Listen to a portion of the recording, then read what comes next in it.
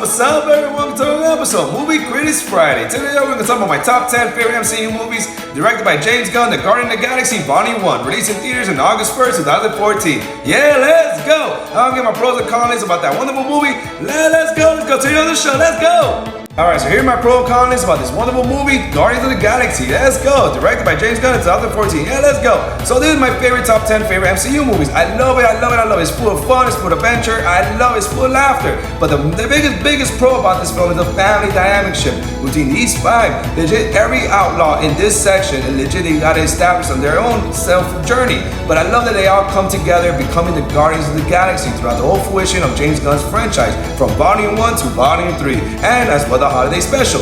But nonetheless, I love their legit dynamic shift. I love Star-Lord from the beginning of the franchise, the legit beginning of the movie, that he feel like everybody he loves to get close to him feels like he dies. But nonetheless, at the end of the movie, Gamora says, "Take my hand," and I love that scene. I love the legit group. At the end of the day, he is a family member with Rocket, meaning like he legit sees him throughout his whole fruition of his life, but he wants to establish more family members. He feels like Star-Lord, Gamora, and Drax is an established family besides Rocket. And I love that at the end of the movie, he sacrificed himself and say, "We are Groot." And I love that scene. And nonetheless, the biggest pro about this film is legit, one of them is legit all these five casts. I love Gamora, I love Rocket, I love Groot, I love Star-Lord, and I love Drax. And nonetheless, I love Volume 2 as well as the cast, as Mantis as well, joining the Guardians of the Galaxy. And Nebula as well. But continue more on the pros and cons, but that's the biggest pro. It's full of fun, laughter, and the family. You feel family in this film. I love it, I love it. Let's go, continue more on the pro, let's go.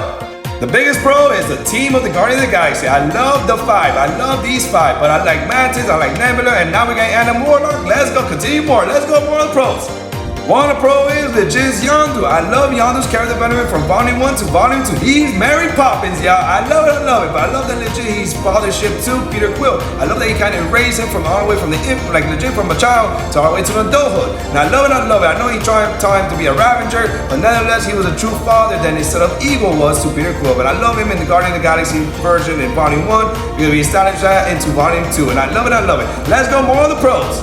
Of course, Cosmo, that's the biggest pro too. Cosmo made an Easter egg. We're gonna see more of Cosmo in a holiday special in Volume 2. Let's go. I love the Nova Corps. I love them, but we should have got as this member as this team. That's the only con I have about this film. Legit, we should have seen Richard Rider, aka Nova. That should have been a Nova member. Let's go. I love Nebula. She's such a badass in this movie. I love it, I love it. Let's go. I love the sisters rivalry, but they end up becoming more best sisters and throughout the whole fruition of Avengers Endgame. Let's go. We got Thanos, but no more. Good villain. Hopefully we see him more in the future. This is the biggest pro. I love this scene. I love